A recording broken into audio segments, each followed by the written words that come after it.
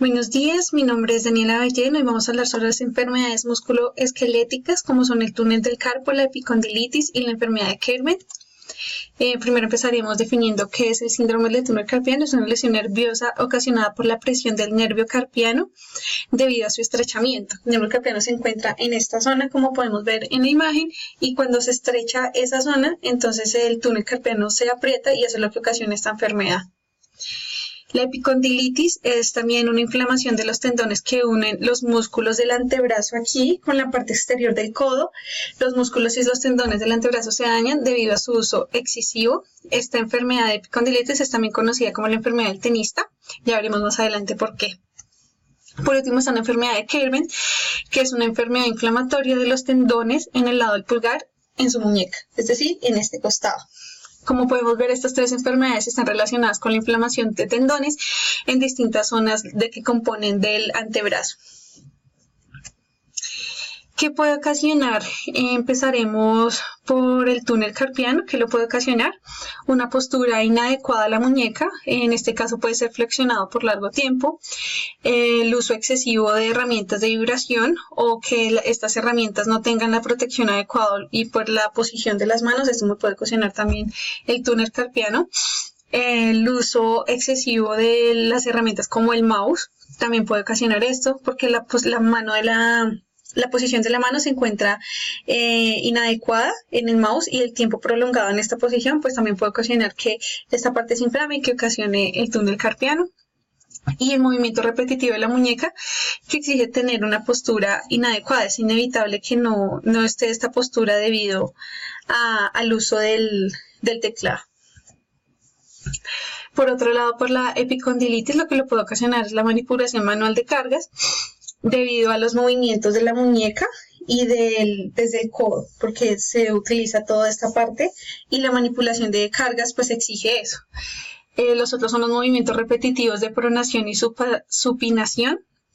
El movimiento de pronación es así y el de supinación es así. Entonces, estos movimientos así también me ocasionan la epicondilitis y los movimientos de precisión. Como decía anteriormente, esta enfermedad está relacionada con el tenis, o le dicen la enfermedad del tenista, porque la posición exige que se tenga una fuerza muy precisa a la actividad a realizar. Y el tenis es uno de esos deportes que lo exige. Por otro lado, la enfermedad de Kerben lo puede ocasionar los movimientos precisos de los dedos. Acá tenemos una imagen de alguien que usa el piano, pero eso también se puede ver en las personas que usan constantemente el computador, la precisión de los dedos, y esto me va afectando esta parte de acá, en este movimiento.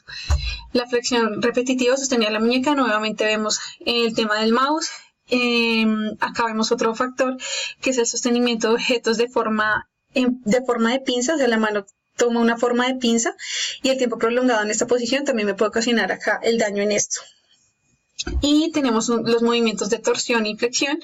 En este caso el movimiento de torsión es la fuerza que se hace sobre una herramienta y el movimiento repetitivo que se hace sobre el mismo, sobre todo con esta parte de la muñeca. Como pudimos darnos cuenta en las diapositivas anteriores, los factores de riesgo son principalmente los biomecánicos, y en algunos otros vemos factores de riesgo psicosociales y también factores de riesgo individuales, pero en este caso nos vamos a enfocar más en los ocupacionales, que en este caso son los psicosociales y los biomecánicos. Igualmente los individuales en la mayoría son temas de obesidad, factores que las personas ellos mismos se condicionan a esa enfermedad. Las medidas de intervención que se pueden tomar para las tres enfermedades son de programas ergonómicos. En este caso, uno de ellos es el diseño de los puestos de trabajo. Lo ideal es que se sigan lo que se establece en las normas colombianas, como es la 2400, lo cual nos indica cuáles son las medidas que debe tener un puesto de trabajo, que el mínimo de largo debe ser de 80 centímetros, la silla, todo eso interviene en la forma en cómo debe estar la posición de la persona. Otras son las campañas o métodos para que las personas se concienticen sobre lo que son estas enfermedades y cómo las pueden evitar. Otra de ellas es las pausas activas, que toda empresa debe tener el espacio para que las personas las hagan. Son mínimo 10 minutos, 2 veces al día. Otra es la mitigación de la fuente, como lo explicaba anteriormente, digamos en las máquinas que ocasionan vibración, pues qué medidas de ingeniería se pueden meter en esta parte para que el riesgo sea mitigado. Entonces, digamos que ya no se da la herramienta, el martillo lo utiliza la persona, sino que esa herramienta ya está incorporada en una máquina que la persona solo la maneja, pero el martillo como tal ya no lo controlan las manos, y otras medidas que pueden ser utilizadas. Y por último, la organización, que en esta parte afecta el orden y el aseo de los puestos de trabajo y cómo está distribuido las herramientas.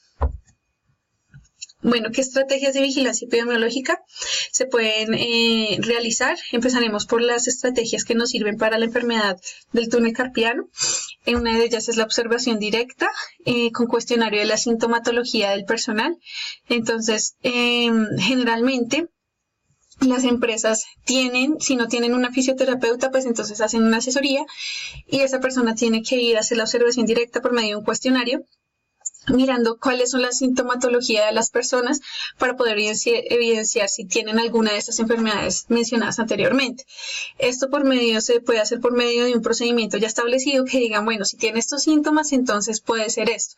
Digamos, si tiene más de 4 días con estos síntomas durante los anteriores 6 meses, entonces puede ser el síndrome del túnel carpiano. Entonces, ya estableciendo esos procedimientos, ya se sabe cuál categoría está la persona de sintomatología y con eso se puede proceder a enviarlo a la EPS y hacer las intervenciones adecuadas.